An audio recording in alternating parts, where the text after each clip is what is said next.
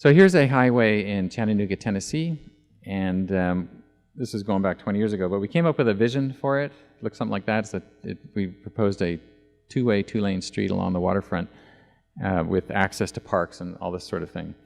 And the Tennessee DOT didn't say no. They said, hell no. You're not doing that. And so it became this battle of two paradigms. The DOT said it's the city's lifeblood, the highway, and that removing it is anti-progress and it would create congestion and that kind of thing, the sort of Carmageddon ideas. And the city was saying, no, fundamentally, walkability is important, access to our great resource, the water, our parks, this is what's important. The highway is actually context insensitive and needs to go. So those are the two. Does it sound familiar? Anyway, so there's in front of the aquarium. Now they built the aquarium to revitalize downtown, but if it's not walkable, you haven't got the fundamentals in place. So you gotta, if you want to revitalize something, it's not just the land uses, but it's the public realm.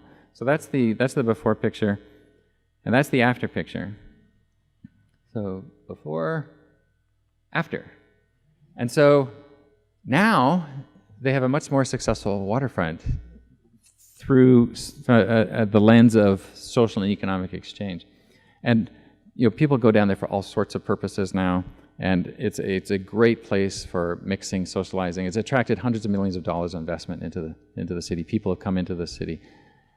And I imagine if you suggested putting the highway back, it wouldn't go very far. And my role was to look at the whole network to make sure the place was connected. So a little advice on that: you got to connect. Cities are about connectedness and access. So this is one of the streets that got access managed, got cut off, and of course we're putting it back. Here's a good question for you: what should a big road look like in a city? And so we're going to Dallas now. There's 635, and this is the Champs-Élysées in Paris. Now the big highway carries about 240,000 cars a day. That's the volume on the road. The Champs-Élysées carries about 84,000 cars a day, about a third. So the volume is 3 times bigger on the big highway than the boulevard. However, the trip length on the boulevard is less than a third of the trip length on the highway. So people are going more than 3 times further when they're driving on the highway than on the boulevard.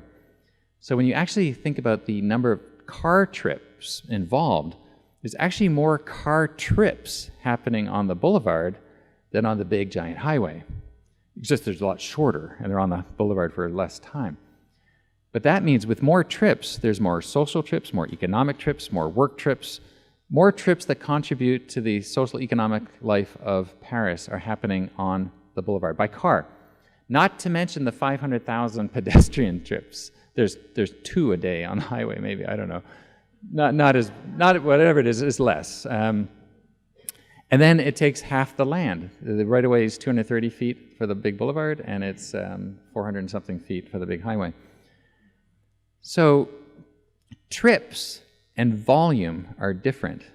And you'll notice the DOT will always talk about volume, but these are longer trips, because you can't even get off to the university off of the highway in your area. So what we want are lots of trips, because lots of trips means vibrancy, but we want short trips, walking trips, bike trips, transit trips. And that's what makes create successful cities. This is a highway in Seoul, Korea. You might have seen this picture before. And it carried it was over 100,000 cars a day. And this is what that view looks like today. They took the highway out and restored the river. They actually built the highway on top of the river. And they made no provisions for the 100 and something thousand cars a day. And there's a big question, it's like, well, what happens to all the traffic? Well, it's not on the side streets. What happened to it? And there's a term that's in Europe now. I can't remember the word in Dutch, but its translation is traffic evaporation. And as you change your infrastructure and your land uses and your parking and so forth, you just get less car dependency, and it gives the appearance the traffic disappeared. But there's actually more trips happening in the scene here than here. They're just not really obvious long-distance car trips. They're social trips, economic trips, shopping trips, these sorts of trips. That is the second biggest tourist attraction in South Korea now, that river. So that's the kind of trip making we want in our cities. And we have the same example here in the United States. This is just not a foreign thing. This is the Embarcadero down in San Francisco. That highway carried over 100,000 cars a day as well. It disappeared during a hurricane, or not hurricane, a earthquake. And that's the view of it today. Now, when you go down there today, it's way more vibrant than it was when the highway was there. So there's more shopping trips, all these different types of trips. There's more of them, just not long-distance car trips. Where'd the traffic go? There's no one-for-one accounting for that. And what you'll find with conventional DOTs, they'll say that 40,000 cars has to go somewhere. Now, you've just seen a couple of real examples of cities where it went. So on one hand, you've got this sort of conventional view on the world, this model view that the modernists invented. It's about rewarding long trips, fighting congestion, adding lanes, moving traffic. What it results in is lack of identity and poor health outcomes and lack of vibrancy and exportation of value. On the right, you have traditional values, which have been around for thousands of years, time-tested, about advancing the community vision, the public good, rewarding short trips, safe speeds, strong identity, better health. These are the sorts of outcomes you get with traditional values. So when we go to different cities, we encourage people to have a conversation about your values and which value set you buy into, and then allow your infrastructure and your designs to conform to those values. Just changing gears a little bit. Last January, I got a paper published in the Institute of Transportation Engineers Journal, which all traffic engineers get every month. And the article is about biased language in traffic engineering. And so I'll just go over some of the contents of it. First of all, words are clothes that ideas wear. If you have an idea and if you want to make it sound good, give it a good word. If you want to vilify it, give it a bad word. And we have lots of words for things that are important to us. So in Western culture, we have lots of words for money, for example, cash, wealth, mortgage, lots of terms for that. The northern native folks had lots of words for snow, how well you can go across it, construct out of it, and all these sorts of things. They didn't have any words for money. So language and thought are really quite related. And dear, you can't be a policeman, you're a girl. So choice of language can show a bias or perpetuate a bias. I remember in the 1970s, my sister said, it was the women's movement, if you remember, and she said, you got to use unbiased language because you're not being inclusive. And I'm going, well, everyone knows what you mean. And there's all these words, policeman, fireman, mailman, man-hours, chairman, all gender biased. And she said, no, you have to use inclusive language, because if you do, then you'll change the culture and we'll change the outcomes. The more women can get into professions and these sorts of things. And that's what happened. And now when I go to engineering conferences, there's plenty of women there. There's planning conferences, there's plenty of women. So we live in a much more equitable world because of language change. Once your street is improved, the curb will be right here. Can you see the two points of view here? So even if that engineer is not biased, just using the word improvement makes him seem biased. And maybe because it's improved, maybe there's a subconscious thing that makes him want to decide to widen the road. So it does affect outcomes. Upgrade, sure, it's got plenty. Even the street got upgraded on arterial. Again, upgrade for who? Do you want your street upgraded to an arterial? So again, a biased term. Traffic demand, as if it's some sort of imperative thing that you have to accommodate. It's really motor vehicle use, and we can change motor vehicle use. It's variable. Copenhagen has reduced their motor vehicle use tremendously through changes to their infrastructure and their parking and so forth. We can too. That 40,000 cars in the EIS is not a fixed number. We can vary it depending on what we decide. Efficient, to make this more efficient, should I add 2 more or 4 more lanes? This is one of those words, if you want to make it sound good, give it a good word. It really means fast, to make it faster. There's much better words for efficient is usually use of resources like land and energy, but they chose a good word like efficient to sell the idea of speeding up roads. Accidents, we know they're crashes. Capacity, I covered that earlier. Level of service, it's something that you aspire to, especially when it's given a grade of A to F. Like A means cars can go quickly, F means it's a traffic jam. And then there's all these other words. Now, when I started in engineering about 30 years ago or so, this is the entire vocabulary we had. And it was really hard to communicate cool ideas. And regional travel demand, which really means long distance commutes by car. So this guy's saying, hey, I want to live out in the suburbs, but I want to drive through your neighborhood and your park on my terms. Is that okay? And so over my career of 30 years, there's been all these new terms created. Some of them are traffic calming, traditional neighborhood design, smart growth, context-sensitive solutions, complete streets, Vision Zero. All these terms came out. Now, before modernism, we didn't need these terms because we used to build cities inherently traditionally. But the modernists had their own vocabulary, and the DOTs used it. And so we had to come up with terms to defend traditional thinking. And so we had to invent all these words over time. And so as we do and popularize these words and phrases and ideas, we can actually defend traditional city building. Mobility. That's one of the most misused words in the profession, and we all like mobility. It's a good word.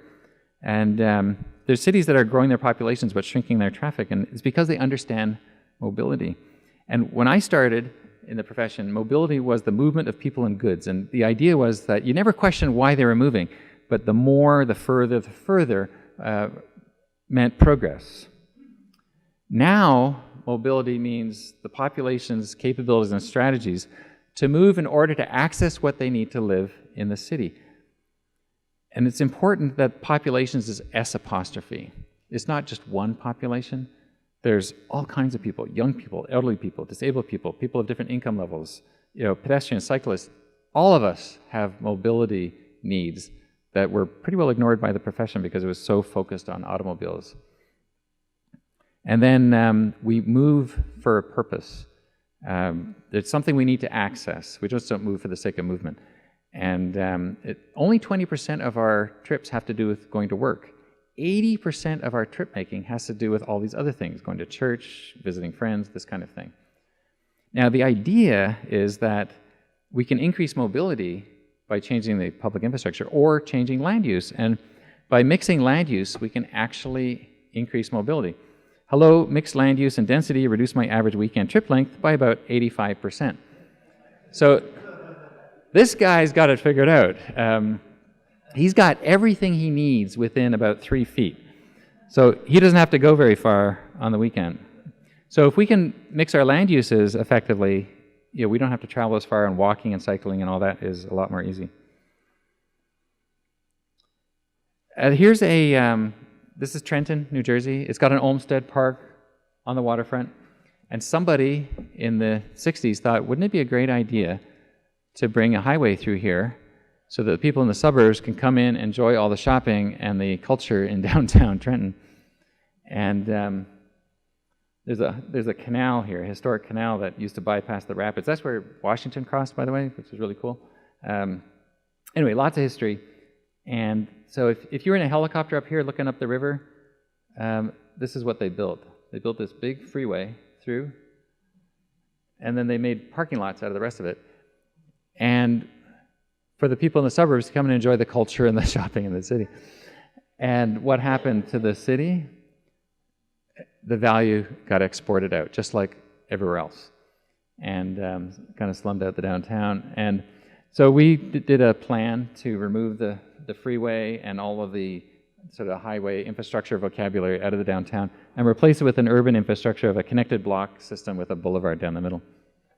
And one of the pushbacks was, what about the delay?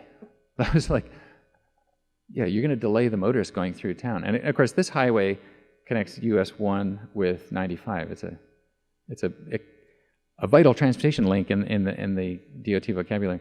What about the delay to those motorists? And our point was that delay is the wrong word. If you publicly use the word delay as an official, you are calling the change in travel time a problem that needs to be solved.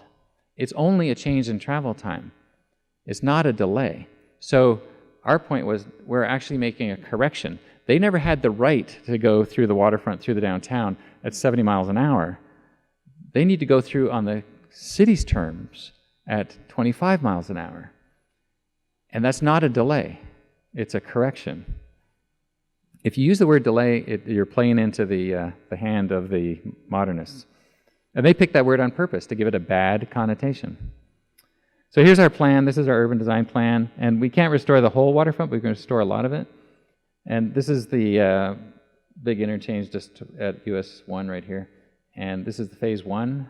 There's the waterfront. And so, respecting the historic sites, building a network, highly walkable. Now, is the city going to get better because of this? Yeah, you bet it is. It'd be a whole lot more valuable, a lot more people live there, shorter trips, more sustainable. The park's connected. So there's stuff going on around the country. We're seeing highways being taken out. We're seeing traffic calming.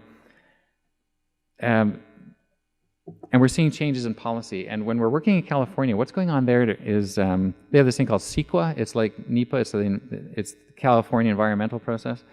And whenever you do a project there, you have to measure air quality, noise, and so forth. And one of the things you have to look at is traffic. And up till recently, traffic meant levels of service for the cars, like how well you accommodating the cars. And their state research group studied what was going on because the outcomes were terrible. And we kept on doing the same thing, rewarding car trips. And so they listed a whole series of issues that levels of service thinking has created for cities.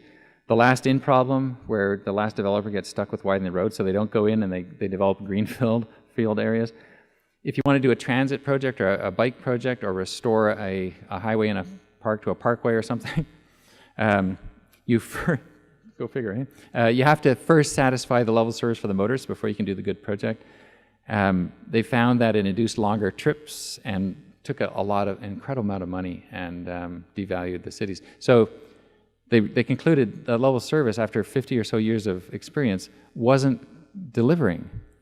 It was a failed measure of effectiveness. And so they're moving to what's called vehicle miles traveled, and which has a lot more promise. So when you do a project, now you have to figure out, is this going to increase the vehicle miles traveled for the city or reduce it? A lot more intelligent, a lot more sustainable. So vehicle miles traveled is the number of trips times the trip length. And so for a vibrancy perspective, we want a lot of trips like we just discussed before, but to get the vehicle miles traveled down, we have to make them a lot shorter. So this implies land use, direct routing, densities, and that kind of thing. And it also allows planners and engineers to work together. So planners can work on VMT per resident for new developments, VMT for office locations. So it instead of incentivizing people to live on the periphery in a new building, it's incentivizing to live near their jobs because it reduces VMT. So it's actually contributing to sustainability rather than damaging it. And it's going to create a new job description for the transportation profession in reducing VMT in total for the whole city and VMT per capita. So this is what my profession will get measured on in the future, and we're sure this idea is going to be spreading across the country because it just is not affordable or sustainable to keep doing what we're doing with levels of service. Now, what's in your EIS? What do they talk about? They talk about speeds and delays. Very conventional thinking. What are they measuring? Delay. Do you know in the northbound direction at Elmwood, you can be sitting there for 64.2 seconds. That's pretty damn precise too. So they get this right down there. And so there's another page. Again, it's about delays and levels of service. And this is the AADT, the average annual daily traffic. 31,000, 44,000. As if this is an incompressible fluid in a pipe that can't be adjusted. We should think about this like, wow, that's too high. This should be a mandate to change it, not reward it. You know what I mean? If we want a sustainable city. So the language and the value sets in the EIS are rather twisted. Now I just want to talk a little bit about design. This is called the transect. The new urbanists talk about transects all the time, and it's like you took a meat cleaver and cut through the city from rural to urban. So on one hand, you have urban, on the other hand, you have rural, and you have suburban in between. So typically you have higher densities in the urban and low densities as you go more rural. You get more people and pedestrians in the urban area, less as you go out. You get regularly spaced trees and grates in urban areas. You get forests in the rural area and something in between in the suburbs. You get pedestrian scale lighting in urban areas. You get cobra heads in the suburbs. You get probably nothing in the rural areas. It's dark. You get higher quality paving materials in urban areas. You get formal edges to your streets in urban areas and less formal as you go more rural. You get slow speeds in urban areas, medium speeds in the suburbs, high speeds in rural areas. You get marked parking in urban areas, informal parking in the suburbs on the street, and then off-street parking in rural areas. You get wider sidewalks in cities, 6-foot sidewalks in the suburbs, and probably trails or something in rural areas.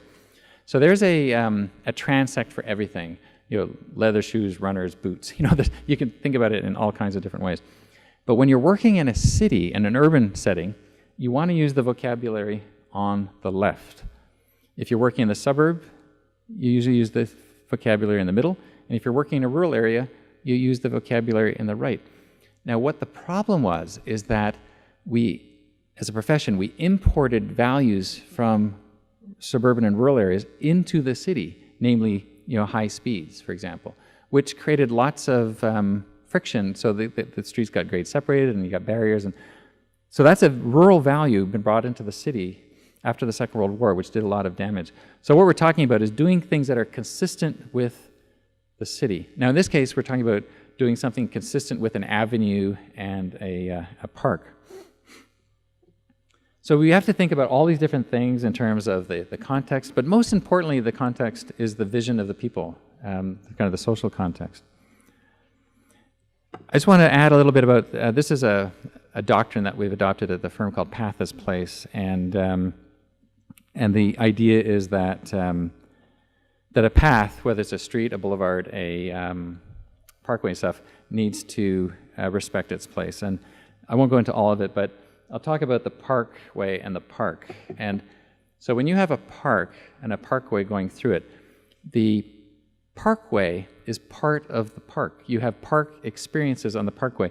The parkway isn't a road with park on both sides. It's thought of to be designed in conjunction with the park. And if you're clever, when you're designing a parkway, you'll play with folks' emotions and experiences. So it's a nice experience. So as you're going through one place, it might be enclosed with trees, and then you go over a hill with a great view, and it opens up.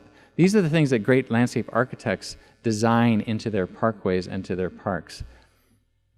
So the parkway is part of the park and the park experience. Now, when you read the project purpose and need, you get a different picture. And so the purpose of the project is geometric and operational improvements, including the segment in the park. Like, they're talking about a segment in the park as if it's a transportation corridor. It's actually a park that happens to have a road in it. These improvements will maintain connectivity and a critical transportation link between the other two highways. First of all, it's a redundant section. One of the easiest types of highway sections to remove. It's not a critical link. And then it goes on to talk about addressing deficiencies. Now, when they talk about deficiencies, that's a negative word, right? It means that the deficiency, they don't meet highway criteria. That's what a deficiency is. And so they'll talk about these non-standard and non-conforming features, which it means they didn't get to build as highway-like highway as they could have. You know. So, but the choice of words puts us on the defensive, like, oh, it's non-conforming, that's bad, right? But it's conforming to a modernist ideal, not what we might want as a community. So when we're doing restoration work, this is a project on the Bronx River Parkway, what we want to do is understand the history of the place and how it was used, why it was designed, what was the original intent of the designers, and then celebrate that through the design of the parkway. And you can see the modern influence on the scale of the lighting, the installation of signals. There's supposed to be this continuous flowing idea. So we're proposing a roundabout here to replace that ugliness that where they put in the parkway. And you've got a fabulous history here with your designs. You've got fantastic pictures of what used to be there. And then you have pictures that you can contrast it with, which you've seen before about what's being proposed. Now it's better, but come on. So this was what was drawn first. This is the beautiful plan that Olmsted did to do the connected park system. And so you got a bunch of context. You got these beautiful avenues, and you've got the parks. And when you think about what kind of road would you build in a park, and they're proposing boulevards. And okay, that's one option. How about a lane, or a highway like they did, or a parkway? This is not a stumper. Like, what kind of road do you build in a park? You build a parkway. So when I was looking at the EIS, I thought, okay, these are all boulevards. Like it's a non-starter in my mind. Talk about context insensitive. They picked the total wrong category of facility. So they're proposing basically arterials. This is just an example of some of our projects. This is a part of a restoration effort we're doing in Boston. They have a lot of Olmsted facilities there as well. And the idea here is to make it a complete street with separated bike facilities. And it was made highway-like before, so we're using a series of roundabouts and trying to restore the intent that Olmsted had in a contemporary situation. This is also in Boston. It's around it's called the Fells area. It's where their second biggest water supply is. And the four-lane kind of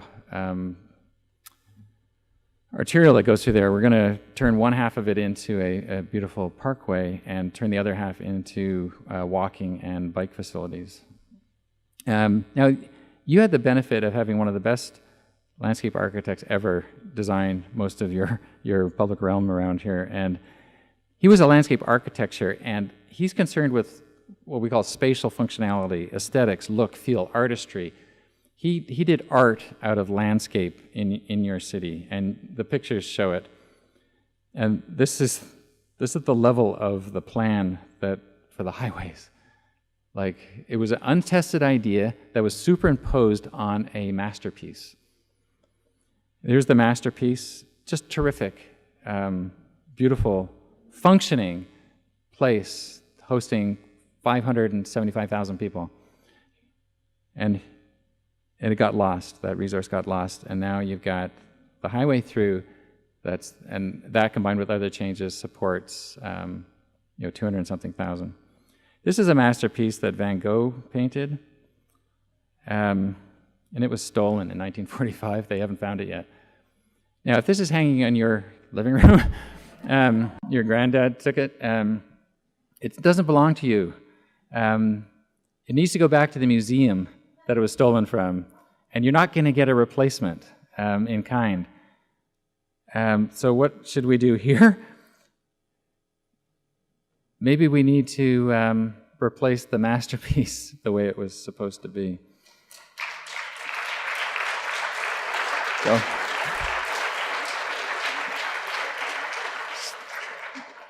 So here's the project. I got the ends mixed up a little bit, but basically the ends got chopped off and we're only looking at the middle. But have you ever heard of a chimera? It's this animal with different parts sewn on. It's a fantasy, an illusion. It's impossible to achieve. To design a nice road through your park with two highways leading into it, it's set up for failure. I just can't fathom not looking at the ends. Another definition is an unrealistic composition comprised of incongruent parts. The ends don't fit the vision for the middle. And since this is a football town, I thought if your football player is going out to dinner, a fancy dinner, and he gets in his tuxedo, he's not going to keep his helmet and his cleats on. He's got to look at the ends too. So there's my football analogy. So So here's a project that we did in California. It's the 710 freeway. It's the longest running freeway fight in American history. It started in the 30s and 40s and just ended a few months ago. The Caltrans has been wanting to build this freeway for a long time. I'm one of many generations of people who helped fight this freeway. And they started it. You can see the stub at the end. And so I brought this up because they're talking about stubs with something nice in the middle. And I did a cartoon. Oh, by the way, they wanted to tear down like 1,000 homes or something through here, historic homes, to build the highway. That didn't go anywhere. And so they decided, okay, we'll spend a little more money. We'll dig a tunnel under the entire city and put the highway under the city for the cost of like $6 to $11 billion. And so I did a cartoon of the highway. And I made it a pig because there's a lot of firms that are looking for some pork in this thing. So I made a big pig, and it goes under the city of South Pasadena, connects to the minority neighborhood of El Serena and the historic old Pasadena. So it's going to create a lot of problems in the minority neighborhood and in the historic neighborhood.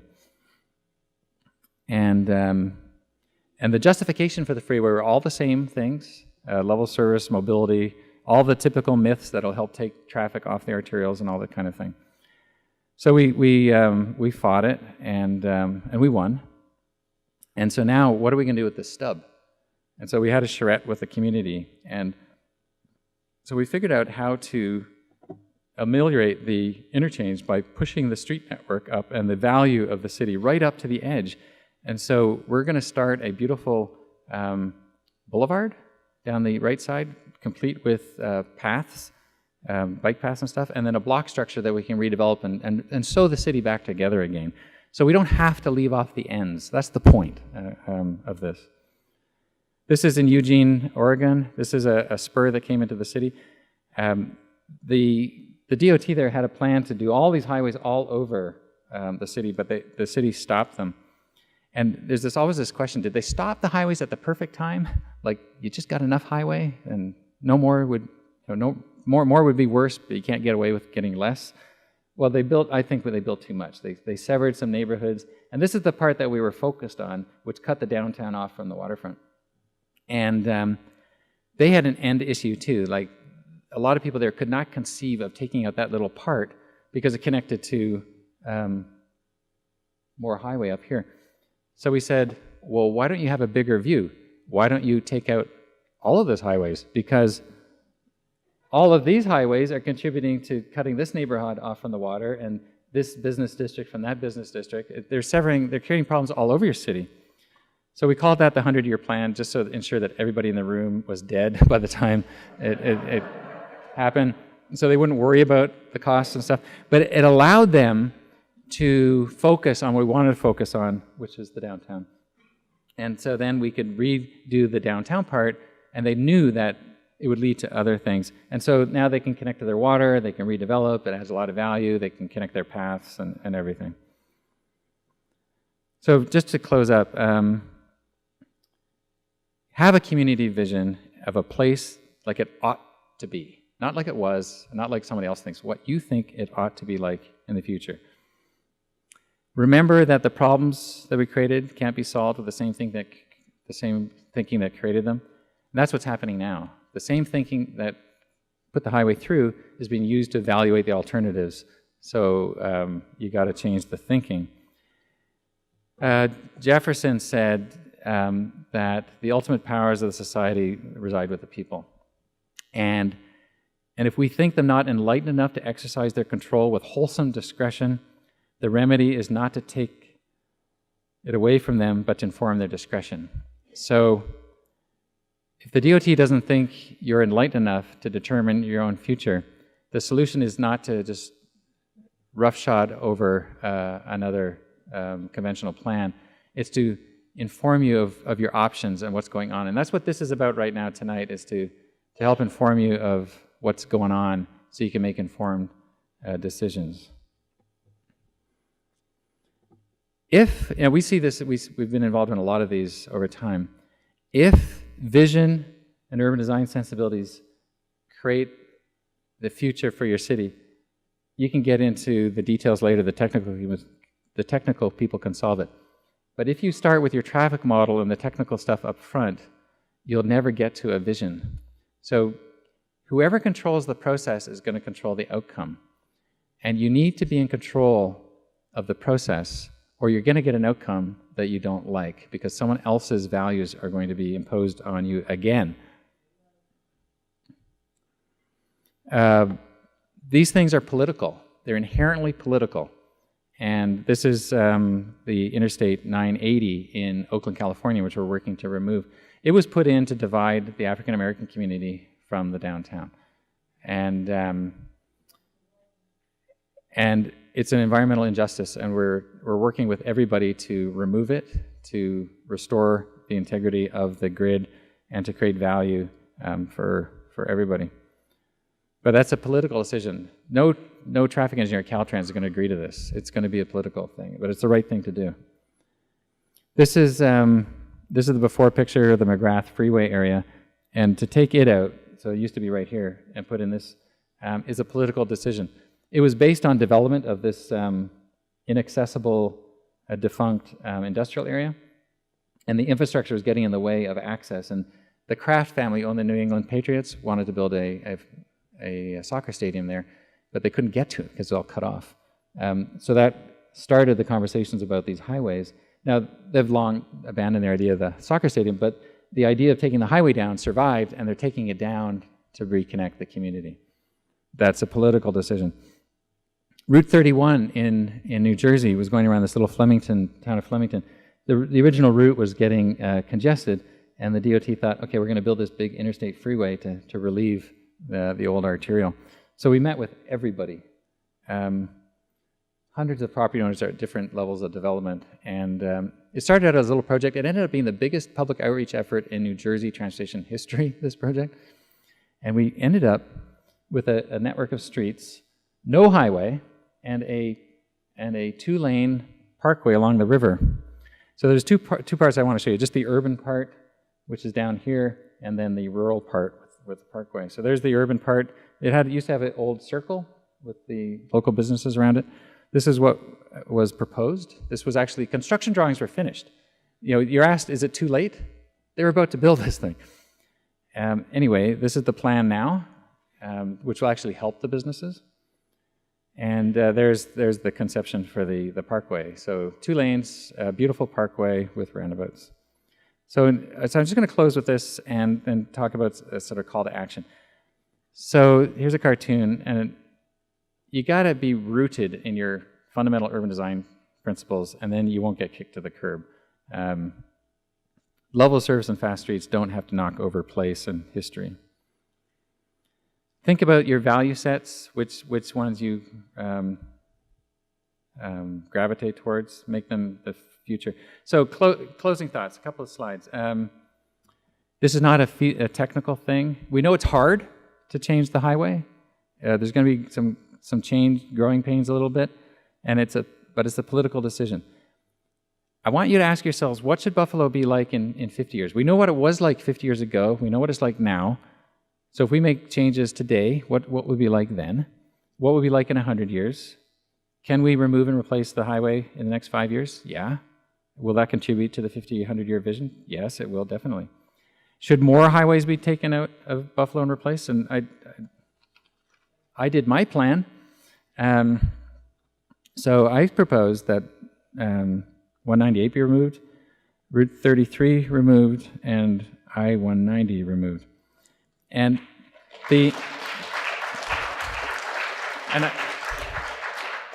that's about as much thought as went into the plans that put them in the first place. But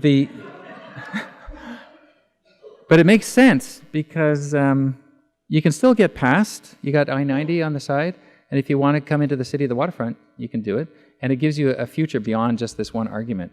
And you could say, hey, we want to reconnect with our park and our waterfront. You can still move traffic. There are big roads that move lots of traffic.